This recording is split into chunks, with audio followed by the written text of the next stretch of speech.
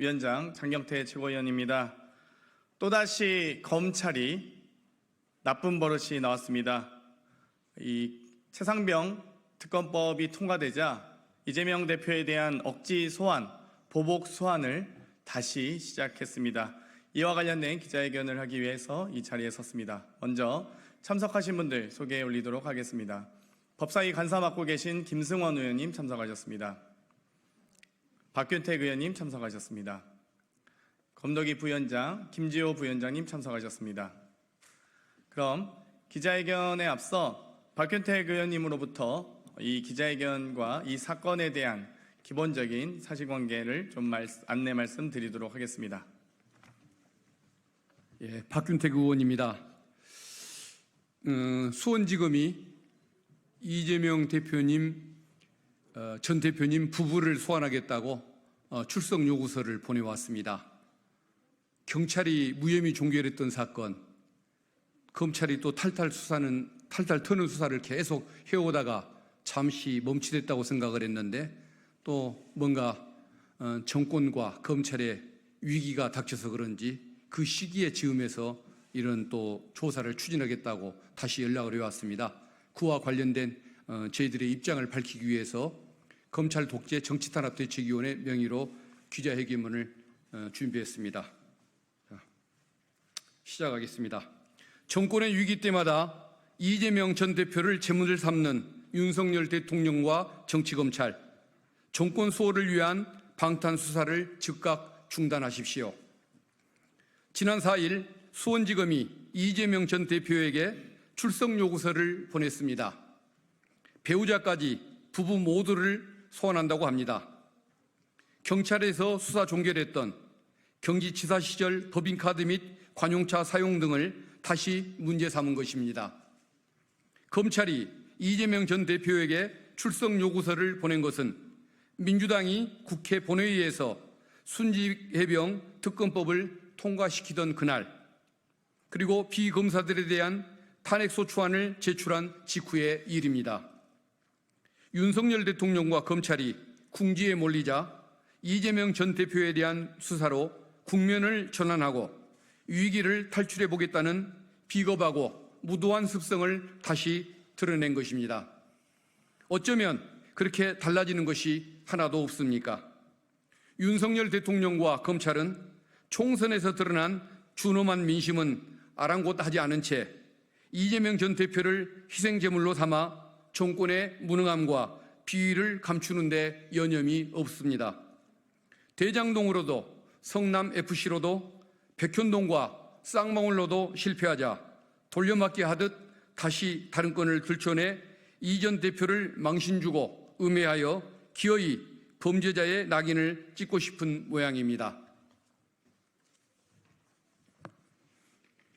검찰이 이재명 전 대표의 출석을 요구한 이번 건은 모두가 알다시피 2021년 말 대선 시기로 거슬러 올라갑니다. 경찰은 국민의힘의 고발에 따라 2022년 대선이 끝나자마자 100 수십 곳에 대대적인 압수수색은 물론 경기도청 공무원 그리고 광범위한 관계자 소환 조사를 진행하며 그야말로 탈탈 터는 수사를 진행합니다. 그러한 전방위적 사냥식 수사에도 불구하고 경찰의 최종 결론은 이재명 불송치였습니다. 그러자 2023년 10월 이번에는 국민권익위원회가 나섭니다. 김건희 여사 명품백 불법 수수 사건에 대해서는 제대로 된 조사도 없이 사건을 종결 처리했던 국민권익위원회는 이 사건에 대해서는 신속히 대검에 수사를 의뢰합니다.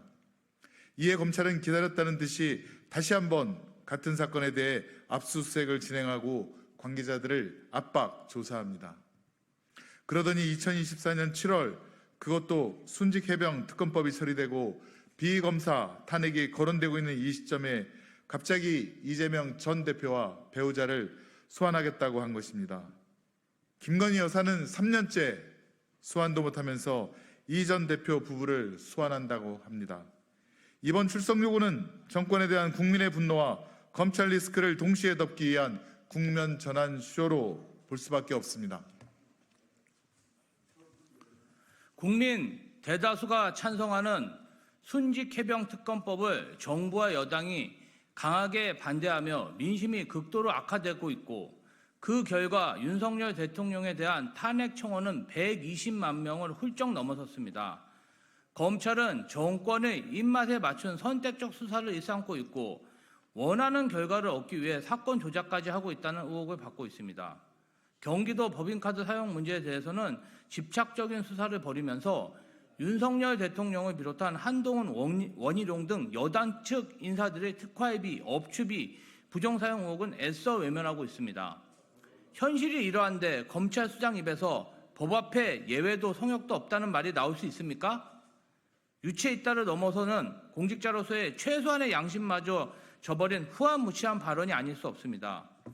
이원석 검찰총장은 민주당이 추진한 비위 검사 탄핵에 대해 한 사람을 지키겠다는 방탄 탄핵이라고 주장하고 직권남용과 명예훼손 운운하며 국회를 겁박하고 있습니다.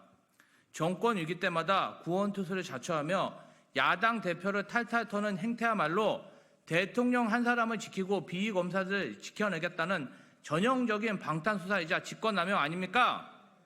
검찰의 무리하고 무도한 수사가 명예훼손을 가져왔고 그 피해자는 이재명 전 대표와 민주당 지지자들 아닙니까?